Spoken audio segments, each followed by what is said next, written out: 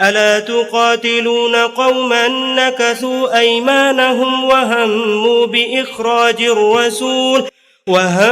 بإخراج الرسول وهم بدؤوكم أول مرة أتخشونهم فالله أحق أن تخشوه إن كنتم مؤمنين قاتلوهم يعذبهم الله بأيديكم ويخزهم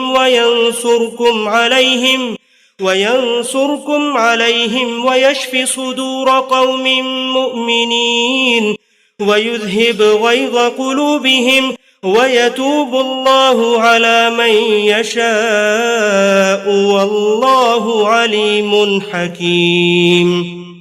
ایمان والو، کیا اب بھی ان لوگوں سے نہیں لڑو گے جنہوں نے اپنے قول و قرار توڑ دیے ہیں اور اس سے پہلے رسول کو اس کے وطن سے نکالنے کی جسارت بھی کر چکے ہیں، اور وہی ہیں جنہوں نے تم سے جنگ چھیڑنے میں پہل کی ہے؟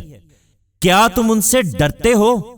سو اللہ زیادہ حقدار ہے کہ تم اس سے ڈرو اگر تم فی الواقع مومن ہو۔ ان سے لڑو، اللہ تمہارے ہاتھوں سے ان کو سزا دے گا اور انہیں ذلیل و خوار کرے گا اور تمہیں اپنی مدد سے ان پر غلبہ عطا فرمائے گا، اور مومنوں کے ایک گروہ کے کلیجے اس سے ٹھنڈے کرے گا اور ان کے دلوں کا غم و غصہ دور فرمائے گا، اور ان منکروں میں سے جن کو چاہے گا اللہ اپنی عنایت سے توبہ کی توفیق بھی دے گا۔ اللہ علیم و حکیم ہے۔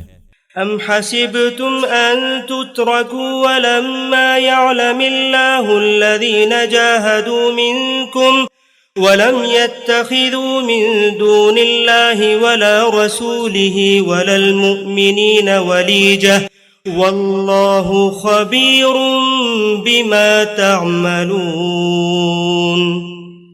ما كان للمشركين أن يعمروا مساجد الله شاهدين على أنفسهم بالكفر أولئك حبطت أعمالهم وفي النار هم خالدون۔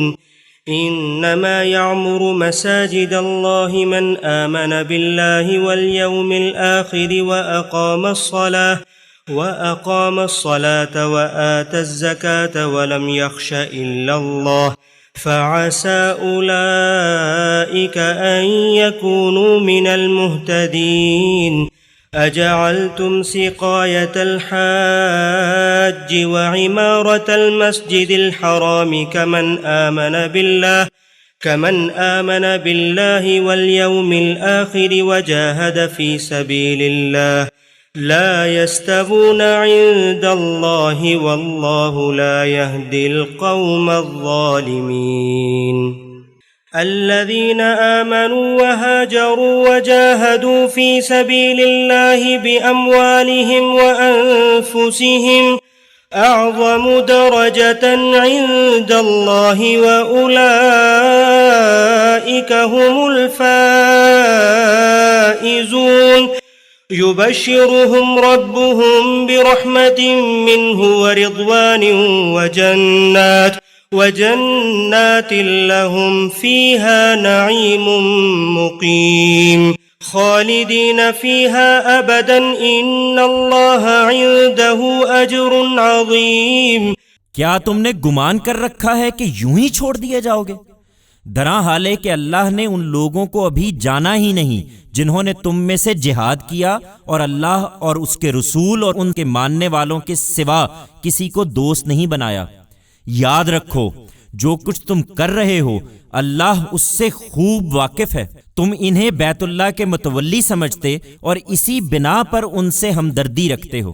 حقیقت یہ ہے کہ ان مشرکوں کو یہ حق نہیں پہنچتا کہ اللہ کی مسجدوں کا انتظام کریں، درا حال ہے کہ وہ خود اپنے اوپر کفر کے گواہ ہیں۔ وہی ہیں کہ ان کے سارے اعمال ضائع ہو گئے اور وہ ہمیشہ آگ میں رہنے والے ہیں۔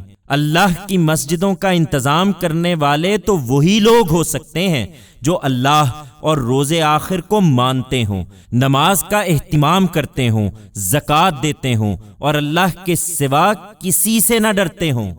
سو توقع ہے کہ یہی لوگ راہیاب ہوں گے۔ کیا تم نے حاجیوں کے پانی پلانے اور مسجد حرام کا انتظام کر دینے کو ان لوگوں کے برابر کر دیا ہے جو اللہ اور روز آخر پر ایمان لائے اور جنہوں نے اللہ کی راہ میں جہاد کیا ہے؟ اللہ کے نزدیک یہ دونوں برابر نہیں ہو سکتے۔ حقیقت یہ ہے کہ مسجد حرام کے ان مجاوروں نے اپنے اوپر ظلم ڈھایا ہے، اور اب اللہ ان ظالم لوگوں کو راہیاب نہیں کرے گا۔ اللہ کے ہاں ان لوگوں کا درجہ بڑا ہے جو ایمان لائے اور جنہوں نے ہجرت کی اور اپنے جان و مال سے خدا کی راہ میں جہاد کیا، اور وہی کامیاب ہوں گے۔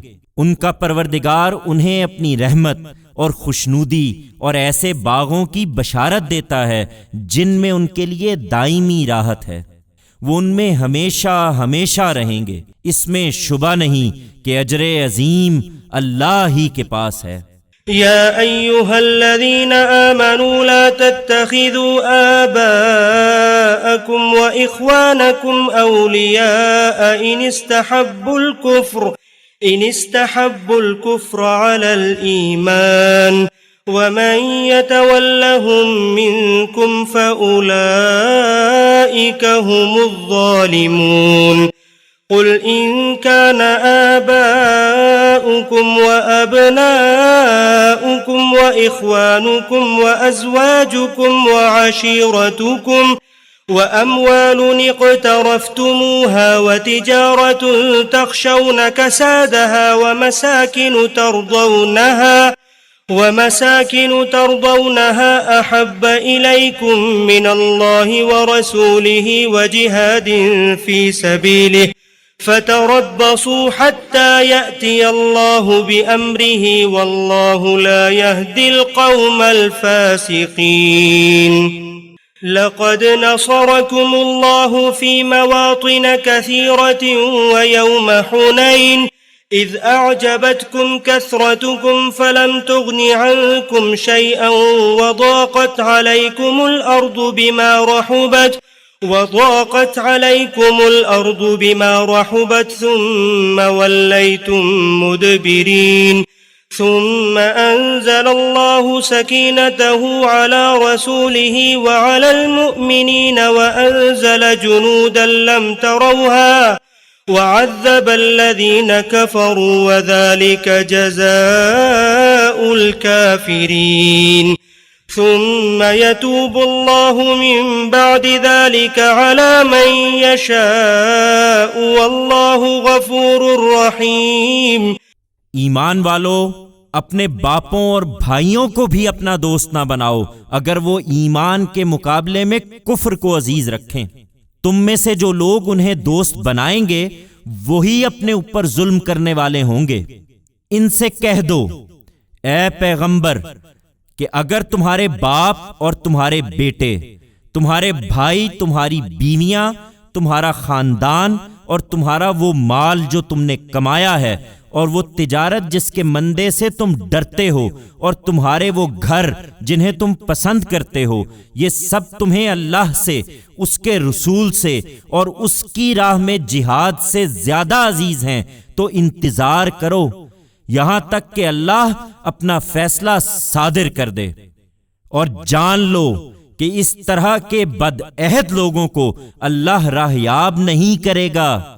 حقیقت یہ ہے کہ اللہ نے بہت سے موقعوں پر تمہاری مدد کی ہے۔ ابھی حنین کے دن بھی جب تم اپنی کثرت پر اترا رہے تھے، پھر وہ تمہارے کچھ کام نہ آئی اور زمین اپنی وسعتوں کے باوجود تم پر تنگ ہو گئی، پھر تم پیٹھ دکھا کر بھاگ کھڑے ہوئے۔ بالآخر اللہ نے اپنے رسول پر اور اس کے ماننے والوں پر اپنی سکینت نازل فرمائی اور ان کی مدد کے لیے ایسی فوجیں اتار دیں جنہیں تم نے نہیں دیکھا، اور ان لوگوں کو سزا دی جو پیغمبر کے منکر ہیں، اور اس طرح کے منکروں کی یہی سزا ہے۔